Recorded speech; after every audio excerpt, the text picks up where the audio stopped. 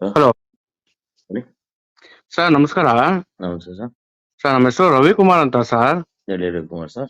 Sir, ನಮ್ಗೆ ಸರ್ಕಾರದಿಂದ ಒಂದು ಪ್ರಾಬ್ಲಮ್ ಆಗಿದೆ ಸರ್ ನಮ್ಗೆ. ಸರ್ಕಾರದಿಂದಾನೆ? ಹೌದು ಸರ್, ಅದೇ ಬೆಸ್ಕಾಂ ಇಂದ. ಹಾ. ಸರ್, ನಾವು ಕಷ್ಟಪಟ್ಟು ಬಿಲ್ಡಿಂಗ್ ಕಟ್ಟಿದೀವಿ 4.5 year. ಹ್ಮ್. ಬಟ್ ಇನ್ನು ನಮ್ಗೆ ಮೀಟರೇ ಕೊಟ್ಟಿಲ್ಲ ಸರ್. ನಾವು ಲಕ್ಷಾಂತರ ರೂಪಾಯಿ ಬಿಲ್ಲು ಕಟ್ಟುವ, ಲಕ್ಷಾಂತರ ರೂಪಾಯಿ ಮೀಟರ್ಗೆ ದುಡ್ಡು ಇಸ್ಕೊಂಡಿದ್ದಾರೆ ಗೌರ್ಮೆಂಟ್ ಅವರು. ಯಾವಾಗ? ಆಲ್ರೆಡಿ ಒಂದು 6 months ಆಯ್ತು ಸರ್. ಓಕೆ. ಬಟ್ ನಮ್ಗಿನ್ನೂ ಟೆಂಪ್ರವರಿ ಮೀಟರ್ ಕೊಟ್ಟಿದ್ದಾರೆ ಅಷ್ಟೇ. ನಮ್ಗೆ ಪರ್ಮನೆಂಟ್ ಮೀಟರ್ ಬಂದೇ ಇಲ್ಲ. ದುಡ್ಡು ಕಟ್ಸ್ಕೊಂಡು ನಮ್ಗೆ ಮೀಟರೇ ಬರ್ತಾ ಇಲ್ಲ ನಮ್ಗೆ. ಏನಂತೆ? ಅವ್ರು ಕೇಳಿದ್ರೆ ನಿಮ್ದು 4.5 year ಬಿಲ್ಡಿಂಗ್ ಇದೆ, ಹ್ಮ್. ವೇಟ್ ಮಾಡಿ ಅಂತ ಇದ್ದಾರೆ. ಓಕೆ. ನಾವು ಇಲ್ಲಿ ಲೋನ್ ಕಟ್ಟಿ LIC ಇಂದ ಲೋನ್ ತಗೊಂಡು ಲಕ್ಷಾಂತರ ರೂಪಾಯಿ, ಇಲ್ಲಿ 60-70 ಸಾವಿರ ಅಲ್ಲೂ ಕಟ್ಟು, ಇಲ್ಲಿ ಟೆಂಪ್ರವರಿ 10,000 ರೂಪಾಯಿ ಬಿಲ್ಲು ಕಟ್ಟು. ಹ್ಮ್. ಏನ್ ಸರ್ ಇದು OCCC ಬಗ್ಗೆ ಅಪ್ಡೇಟೇ ಬರ್ತಾ ಇಲ್ಲ. ಲಾರ್ಜರ್ ನಮ್ದು 1000 square feet ಬರೋದು. ಹ್ಮ್. ಬಟ್ ಏನಪ್ಪಾ ಅಂದ್ರೆ ಗ್ರೌಂಡ್ ಅಲ್ಲಿ ಒಂದ್ ಮನೆ ಹಾಕಿದೀನಿ. 4.5 year ಆದ್ಮೇಲೆ ಒಂದು ಚಿಕ್ಕ ರೂಮ್ ಹಾಕೊಂಡಿದೀನಿ, ಟ್ಯಾಂಕ್ ರೂಮ್ ಅಂತ. ಹ್ಮ್. ಅದಕ್ಕೆ ಬಿಲ್ಡಿಂಗ್ ಹೈಟ್ ಅಂತ ಹೇಳಿ ಅಂದ್ರೆ AE ವರ್ಗೂ ಹೋಗಿದೆ ಅದು ಫೈಲು. ಹ್ಮ್. ಬಟ್ ಅಲ್ಲಿ ಸ್ಟಾಪ್ ಆಗಿದೆ ಅಂತೆ. ಓಕೆ. ಇವಾಗ ನೀವು ಸ್ಯಾಂಕ್ಷನ್ ಪ್ಲಾನ್ ತಗೊಂಡಿದ್ರಾ? ಇಲ್ಲ ಸರ್, ನಮ್ದೆಲ್ಲ ಬಿ ಖಾತಾ ಸೈಟ್ಸ್. ಹ್ಮ್. ನಮ್ದು ಬಿ ಖಾತಾ ಅಂದ್ರೆ ಅಕ್ಕಪಕ್ಕದವರೆಲ್ಲ ಆಲ್ರೆಡಿ ಎಲ್ಲರೂ same to same 4.5 year building ಕಟ್ಟಿದ್ದಾರೆ. ಅವರಂತೆ ನಾವು ಅಂತ ಬಿಲ್ಡಿಂಗ್ ಕಟ್ಟಿದೀವಿ. ಹ್ಮ್. ಬಟ್ ಇವಾಗ ಗೌರ್ಮೆಂಟ್ ಇಂದ ಹಿಂಗೆ ಫೈಲ್ ಮೂವ್ ಆಗ್ತಾ ಇಲ್ಲ. ಇವಾಗ ನಿಮ್ BBMP ಬರುತ್ತಾ? ನಮ್ದು BBMP ಬರುತ್ತೆ. ಇವಾಗ ನೀವು ಮನೆ ಕಟ್ಟುವಾಗ ನಿಮ್ BBMP ಆಫೀಸರ್ಸ್ ಯಾರು ಬಂದಿದ್ರ ಮನೆ ಹತ್ರಕ್ಕೆ? ಯಾರು ಬರಲ್ಲ ಸರ್, ಯಾಕಂದ್ರೆ ಇದು ಬಿ ಖಾತಾ ಅಲ್ವಾ, ಅಪ್ರೂವಲ್ ಕೊಡಲ್ಲ ಇದು. ಹ್ಮ್. ಈ BBMP ಅವ್ರು ಯಾರು ಬಂದಿಲ್ಲ ಸರ್ ನಮ್ಮ ಹತ್ರ. ಓಕೆ. ಇವಾಗ ಮತ್ತೆ ನೀವು ಈ ತರ ಆಗಿರೋದಕ್ಕೆ ಮತ್ತೆ ನೀವು BBMP ಹೋಗಿ ಭೇಟಿ ಮಾಡಿದ್ರಾ? ಇಲ್ಲ ಸರ್, ಭೇಟಿ ಆಗಿಲ್ಲ. ಯಾಕಂದ್ರೆ ಇಲ್ಲಿ ಅಪ್ರೂವಲ್ ಇಲ್ಲ ಅಂದ್ರೆ ಅವ್ರಿಗೂ ನಮಗೂ ಕಾಂಟ್ಯಾಕ್ಟ್ ಇಲ್ಲ ಅಲ್ಲಿ. ಹ್ಮ್. ಯಾಕಂದ್ರೆ ನಾವು ಟ್ಯಾಕ್ಸ್ ಕಟ್ಟಲ್ಲ ಗೌರ್ಮೆಂಟ್ ಅವ್ರಿಗೆ. ಹ್ಮ್. ಸೊ ಅವರು ಕಟ್ಟಲ್ಲ ನೀವು? ಹ್ಮ್. ಓಕೆ. ಅಂದ್ರೆ ನಾನ್ ಕಟ್ತಾ ಇದೀನಿ ಆಲ್ಮೋಸ್ಟ್. ಬಿ ಖಾತಾ ಎಲ್ಲ ಯಾವ್ದು ಟ್ಯಾಕ್ಸ್ ಕಟ್ಟಲ್ಲ ಇಲ್ಲಿ. ಬೇರೆಯವ್ರು ಬಿಟ್ಬಿಡಿ, ಇವಾಗ ನಿಮ್ದೇ ಮಾತಾಡೋಣ. ನಾನು ಪಕ್ಕಾ ಟ್ಯಾಕ್ಸ್ ಎಲ್ಲ ಕಟ್ಟಿದೀನಿ ಸರ್. ಪಕ್ಕಾ ಎಷ್ಟು ಕಟ್ತೀರಾ ಟ್ಯಾಕ್ಸ್ ನೀವು? ನಾನು ಇಲ್ಲಿವರೆಗೂ 2025 ವರ್ಗೂ ನಾನು ಟ್ಯಾಕ್ಸ್ ಕಟ್ಟಿದೀನಿ. ಎಷ್ಟು ಕಟ್ತೀರಾ ಒಂದ್ಸರಿ ಟ್ಯಾಕ್ಸ್? ಒಂದ್ಸಲಿ 1200, 1600 ವರ್ಗೂ ಬರ್ತೈತೆ. ಓಕೆ. ಆಸ್ ಪರ್ BBMP ಅಥವಾ GBA ಆಕ್ಟ್ ಪ್ರಕಾರ ನೀವು ಎಷ್ಟು ಟ್ಯಾಕ್ಸ್ ಕಟ್ಬೇಕು ಅಷ್ಟು ಟ್ಯಾಕ್ಸ್ ನ ಕಟ್ತಾ ಇದ್ದೀರಾ? ಕಟ್ಟಿದೀನಿ, ಎಲ್ಲ ಟ್ಯಾಕ್ಸ್ ಎಲ್ಲ ಯಾವುದು ಕಟ್ಟಿದೀನಿ. ಬರೀ ಭೂಮಿಗೆ ಮಾತ್ರ ಟ್ಯಾಕ್ಸ್ ಕಟ್ಟಿದ್ರೆ ಬಿಲ್ಡಿಂಗ್ ಟ್ಯಾಕ್ಸ್ ಕಟ್ಟಿಲ್ಲ ನೀವು ಇವಾಗ? ಇಲ್ಲ, ಬಿಲ್ಡಿಂಗ್ ಇವಾಗ ಹೊಸ ಬಿಲ್ಡಿಂಗ್ ಅಲ್ವಾ ಸರ್? ಅಲ್ಲ, ಹೊಸ ಬಿಲ್ಡಿಂಗ್ ಆಗ್ಲಿ ಇವಾಗ ಅದಕ್ಕೆ ಸಂಬಂಧಪಟ್ಟಂತ ಯಾವುದೇ ರೀತಿಯಾದ ದಾಖಲಾತಿಗಳು ಇಲ್ಲ ಆ ಬಿಲ್ಡಿಂಗ್ ಕಟ್ಟಿರೋದಕ್ಕೆ ನೀವು? ಹೌದು. ನಿಮ್ದು ಬಿ ಖಾತಾ ಆಗಿರೋದ್ರಿಂದ ನಿಮ್ಗೆ ಅದು ನೀವು ಎಷ್ಟು ಫ್ಲೋರ್ ಕಟ್ಟಿದೀರ ಅನ್ನೋದಕ್ಕೂ ಲೆಕ್ಕ ಇಲ್ಲ ಅವ್ರಿಗೆ. ಯಾಕೆ ಈ ಖಾತಾ ಮಾಡಿಸಿಲ್ಲ ನೀವು ಇವಾಗ? ನಾವು ಈ ಖಾತಾನು ಆಗಿದೆ ಸರ್ ನಮ್ದು. ಈ ಖಾತಾ ಆಗಿದೆ? ಈ ಖಾತಾನು ಮಾಡಿಸಿದೀನಿ. ಮತ್ತೆ ಈ ಖಾತಾ ಮಾಡಿಸುವಾಗ ನಿಮ್ಗೆ ಎಷ್ಟು ಫ್ಲೋರ್ ಏನು ಅಂತ ಕೇಳಿಲ್ವಾ? ಅವ್ರು ಏನು ಕೇಳಿಲ್ಲ ಸರ್ ನಮ್ನ. ಬರೀ ಹೋದ್ರಿ ಖಾತಾ ಚೇಂಜ್ ಮಾಡಿಸ್ಕೊಂಡ್ರಿ. ಎಷ್ಟು ಕೊಟ್ರಿ ಖಾತಾಗೆ? ಖಾತಾಗೆ ನಮ್ಗೆ 6,500 ಏನೋ ತಗೊಂಡ್ರು ಸರ್ ಅವರು. ಹ್ಮ್. ಆಮೇಲೆ ಎಕ್ಸ್ಟ್ರಾ ಎಷ್ಟು ಕೊಟ್ರಿ? ಎಕ್ಸ್ಟ್ರಾ ಅಲ್ಲ, ಒಂದು ಥರ್ಡ್ ಪಾರ್ಟಿ ಇರ್ತಾರಲ್ಲ ಸರ್ ಹಿಂಗೆ. ಆಯ್ತು, ಎಕ್ಸ್ಟ್ರಾ ಎಷ್ಟು ಕೊಟ್ರಿ? ಎಕ್ಸ್ಟ್ರಾ ಎಲ್ಲ 6,500 ಸರ್ ಕೊಟ್ಟಿತ್ತವ್ರು. ಪೂರ್ತಿ 6,500 ಕೊಟ್ರಿ? 6,500 ಕೊಟ್ರೆ ಅವರೇ ಮನೆಗೆ ತಂದು ಕೊಡ್ತಾರೆ. ರೆಸಿಪ್ಟ್ ಎಷ್ಟು ಕೊಟ್ರು? ರೆಸಿಪ್ಟ್ ಎಲ್ಲ ಕೊಟ್ರು ಸರ್, ಅದು ಫುಲ್ ದಾಖಲೆನೆ ಕೊಟ್ರು. ಎಷ್ಟು ಕೊಟ್ರು ರೆಸಿಪ್ಟ್? ಅದ್ರಲ್ಲಿ ಅಷ್ಟು ಅಬ್ಸರ್ವ್ ಮಾಡಿಲ್ಲ ಸರ್ ನಾನು. ಓಕೆ. ಅಲ್ಲ, ರೆಸಿಪ್ಟ್ ಏನ್ ಜಾಸ್ತಿ ಇಲ್ಲ, ಇರ್ಲಿ. ಯಾಕಂದ್ರೆ ಇವತ್ತು ಏನ್ ನಡೀತಾ ಇದೆ, ಇದೊಂದು ದಂಧೆ ಆಗಿದೆ. ಸುಮಾರು 10,000ದಿಂದ 50,000 ರೂಪಾಯಿವರೆಗೂ ಒಂದೊಂದು ಖಾತಾ ಈ ಖಾತಾಗೆ ದುಡ್ಡು ಮಾಡ್ತಾ ಇದಾರೆ. ಓಕೆ. ಯಾಕಂದ್ರೆ ಏನಾಗ್ತದೆ, ಸರ್ಕಾರ ಯೋಜನೆಗಳು ತರೋದು ಒಂದ್ ಲೆಕ್ಕ, ಅದರಿಂದ ದುಡ್ಡು ಮಾಡೋರ್ದು ಇನ್ನೊಂದ್ ಲೆಕ್ಕ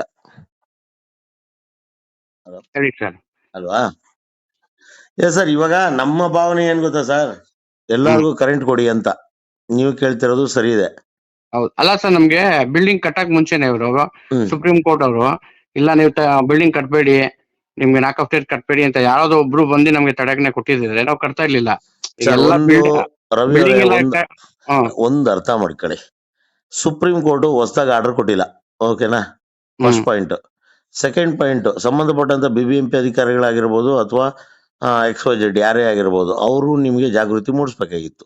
ಹೌದು. ಎರಡನೇ ಪಾಯಿಂಟ್. ಅಥವಾ ಸುಪ್ರೀಂ ಕೋರ್ಟ್ ಆರ್ಡರ್ ಬಂದ ಮೇಲೆ ಸರ್ಕಾರನಾದ್ರೂ ಹಳೆ ಬಿಲ್ಡಿಂಗ್ಗಳು ಇವತ್ತೇನ್ ಕನ್ಸ್ಟ್ರಕ್ಷನ್ ಆಗಿದೆಯೋ ಅದನ್ನ ಕಂಪ್ಲೀಟ್ ಮಾಡಿದ್ಮೇಲೆ ಈ ಕಾನೂನನ್ನ ಜಾರಿ ತರ್ತೀವಿ ಅಂತಾದ್ರೂ ಹೇಳ್ಬೇಕಾಗಿತ್ತು.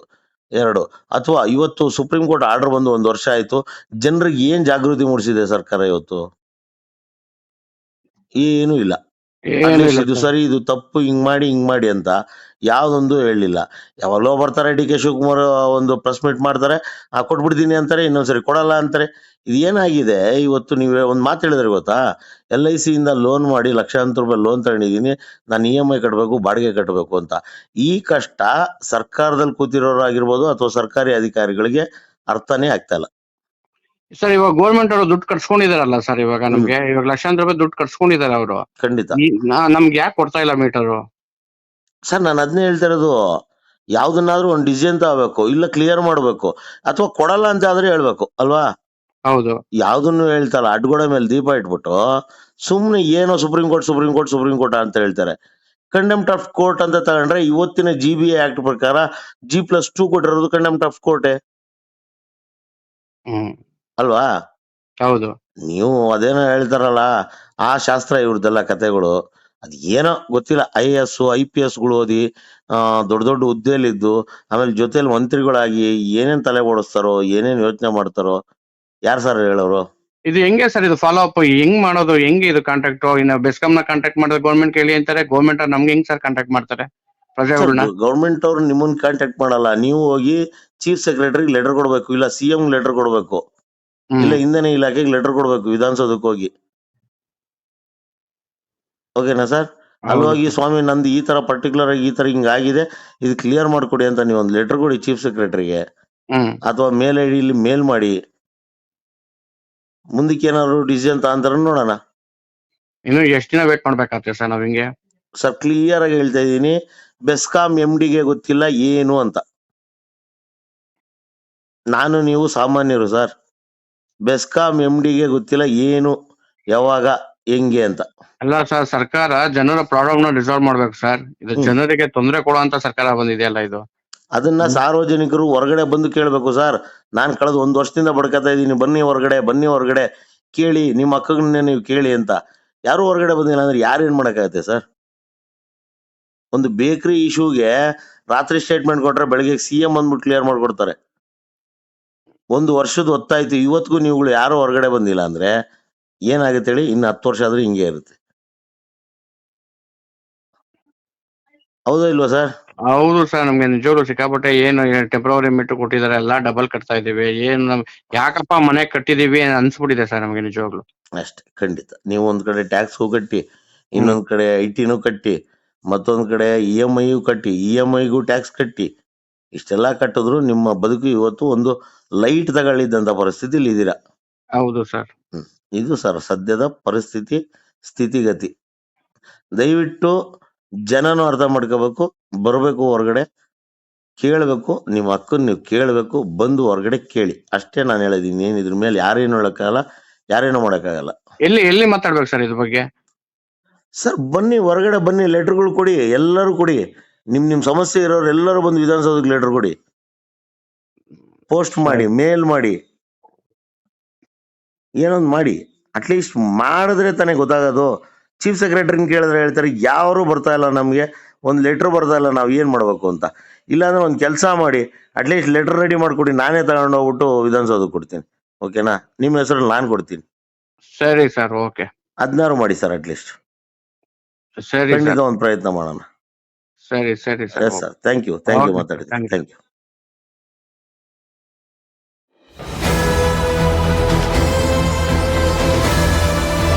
ನಿಮ್ಮ ವಾಣಿ, ಇದು ಕನ್ನಡಿಗನ ಧ್ವನಿ.